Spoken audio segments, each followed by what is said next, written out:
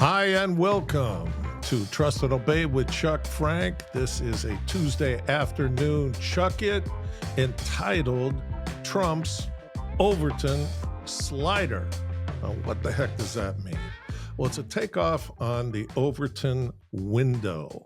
Okay, and this was conceived by Joseph Overton, a prominent political scientist. He's no longer with us. He died young. That's a shame.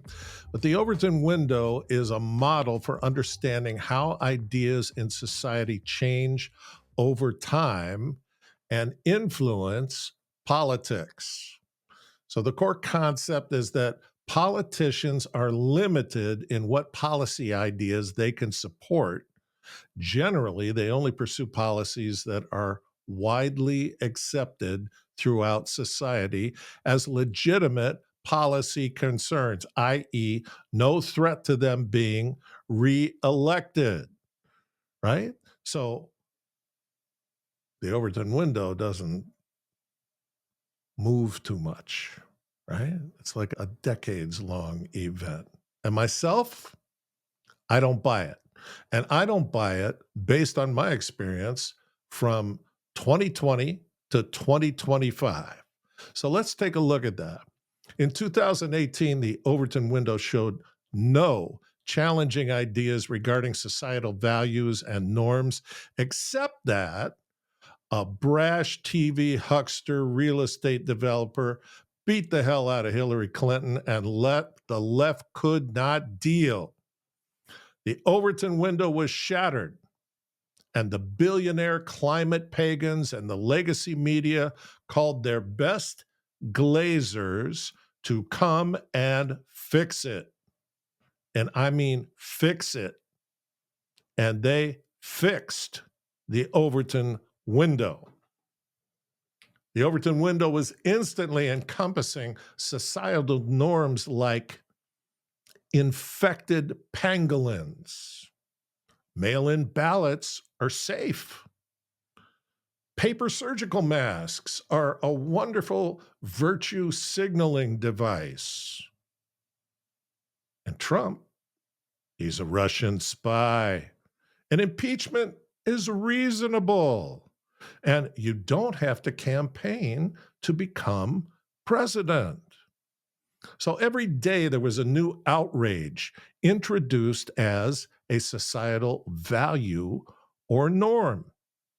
And if you don't agree, you're a straight up racist. The Overton window was not being moved by the slow evolution of societal values and norms. It was being sculpted. It was being crafted by the corporate controllers of the legacy news mono narratives and by academia, an activist judicial system, a pernicious healthcare system, a comatose and pliant electorate. The entire Overton window under the control of big pharma, ready to hatch a global genocide / get rich quick scheme to gratify Gaia. Trump knew the entire system was corrupt.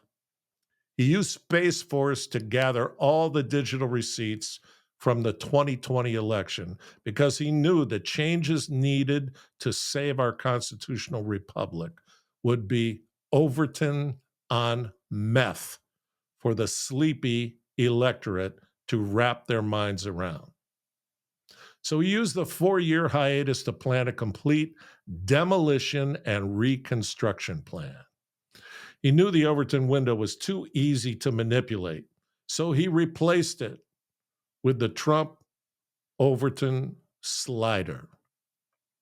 Extremely flexible and able to let in massive amounts of light. So in 2020, 5 years ago, the Overton window, put together by the climate pagans and big pharma, had these as the societal norms inside of it. Untested vaccines are safe and they can be mandated. You can lose your job if you don't take them. Anyone can be a woman. And toddlers know if they're trans or not. Men can have babies. Biological men in women's sports is fair. Critical race theory. All whites are racist and should be punished. How about drag queen story hour? It's really good for young kids. And then there's the 1619 Project. America founded on the backs of slaves, and the founders, they're all a racist patriarchy. Then there's DEI, diversity, equity, and inclusion. We will legislate fairness of outcomes. And then there's one of my favorites, ESG, a gift from Silicon Valley to the enslaved Lao Beijing of China, right? ESG, we're going to give you 3 different scoring areas in your life, and we're going to monitor you and see how you perform. The first one is environmental. The second one is how are you kind on social media? And the third is governance. What do you spend your money on? Who do you vote for? What causes do you support? All these things add to a score which raises or lowers your opportunities within society. Yep. And then there was Project 2030. And as a part of the enslavement plan is central bank digital currency. And the best one, 15-minute cities. This is where Klaus gets his "You will own nothing and you will love it." Yeah. I don't see any elites talking about how much they're looking forward to living in 15-minute cities. You won't have a car because you can walk to everything you need is within 15 minutes. You don't even own a bike. You can rent a bike if you want to because that's way more Marxist. And it's no fun to own your own bike. It's way better to share. And if you've been to San Francisco or DC or New York City, it's just wonderful. And it's another virtue signal. You could wear a mask and use the rent a bike, and everyone knows that you're saving the planet. So, all of these Marxist tropes were immediately fit into that Overton window, and we were all told, we better get with the program. There was no decade-long movement. And in terms of politicians, well, they weren't courageous about these new ideas. They were basically informed that if you go against these ideas, if you don't 1000% support them, we're going to cut off the payments that Big Pharma is making to you. And if you continue after that, then we're going to take the legacy media and we're going to broadcast you as a straight up racist. And then you'll never get elected again. And so they all caved.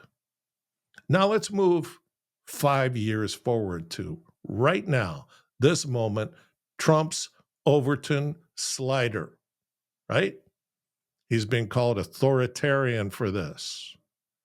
So his first idea is the Department of Government Efficiency. 5 years ago, government efficiency would be called an oxymoron. And who would have ever guessed that the person that's going to run the Department of Government Efficiency is the richest man in the world, and he's got a team of 19 to 24-year-olds from Silicon Valley. And he is exposing hundreds of billions of dollars of waste. And it's going to be so much fun to watch all the receipts come in on this, right? And I was just at CPAC, and Elon makes a surprise visit there. And the anchor asks him a question and says, there's an awful lot of people on the left who are saying that you and your team are going into Social Security so you can steal the data and then monetize that and get even more rich from going through all the Social Security files.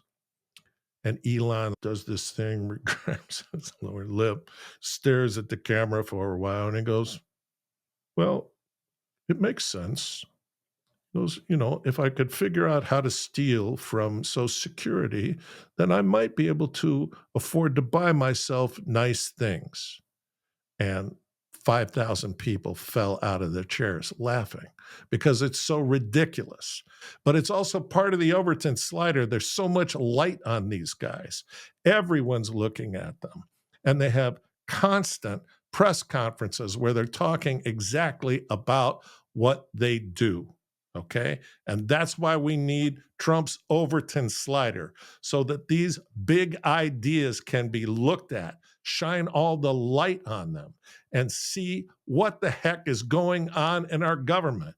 And when he gets that slider wide open, he can say things like, "Hey, let's buy Greenland." And the sleepy people go, "Wait, what? Buy Greenland?" And then he gives a 3-sentence answer and says, "We're the government of common sense." And they look at the idea and they go, "Hey, it's about our strategic defense. Why not? Let's do it. How about let's take over Gaza, but not allow any Palestinians in because none of the other Arab countries want them in because they make too much trouble." There, that's how we're going to solve that problem. Here's another one. Let's take back the Panama Canal. Or even better, let's make Canada the 51st state. Why? Because it's a beautiful country, it's full of wonderful people, and it's being run by the cross-dressing spawn of Fidel Castro. No wonder he's confused. And guess what? Maybe they won't get to be the 51st state because I'm looking at this slider and how wide this thing is open and how much light is shining on it. And I'm thinking, you know what? Nobody said anything about Cuba yet. I'm following Trump. I'm going to predict right now that Trump is going to say, you know what? Let's just pick up Cuba. We're going to rename it the Isle of Mar-a-Lago. We're going to build the most beautiful hotels and resorts all over the place and a couple golf courses. And everybody, including the Cubans, will want to go there. And then after he does that, Mexico. Mexico, the 52nd state? No, let's have a contest between Canada and Mexico. Whoever gets all their documents signed and becomes the 51st, they get way more opportunities than the 52nd. And I guarantee Mexico will come in ahead of Canada on that play. And what about peace in Ukraine? That's probably going to happen in the next 10 days. And you know what? The guy wants reimbursement to the American people. Our politicians in the Senate, Rhino and Democrat, turned that into a $300 billion laundry operation that killed millions of people. And Trump is saying, at the very least, we're going to get the taxpayers reimbursed. So we're going to have peace in Ukraine with a rare earth mineral right reimbursement plan attached to it. But I guarantee you, and if you listen to the left, they're saying, oh my gosh, we're going to be setting up mining operations, and then you have to have security forces. He's not going to do that. He's going to sell the rights. So here's what I'm saying to you. This is a massive change in 5 years. Whatever they're talking about with this Overton window, I don't know when that idea is ever coming back. But right now, our constitutional republic is going through demolition and reconstruction by somebody who has the team to do it, the wits and creativity to do it, the deal-making ability to do it, and he's figuring out financially on the fly how to make it all work. So if you're spending your time listening to the legacy media, the people who lied to you for 4 years about the senile ice cream cone licking goofball that they claim was as sharp as a tack and up on everything in the government, they lied to you for 4 years. Why are you turning to them now?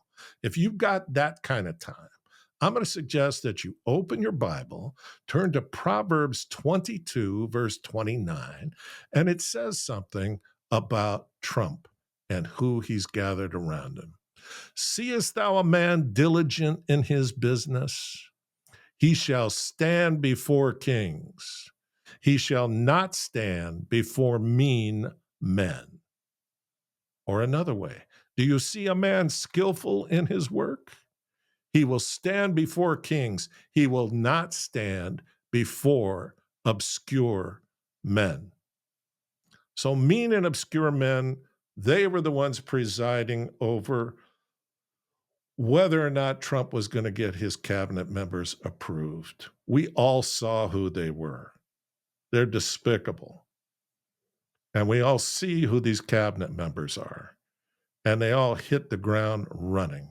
And not the least of which is a wonderful pick on Friday for Deputy Director of the FBI, Dan Bongino. This guy's walking away from millions to serve our country. These are the kind of patriots we need.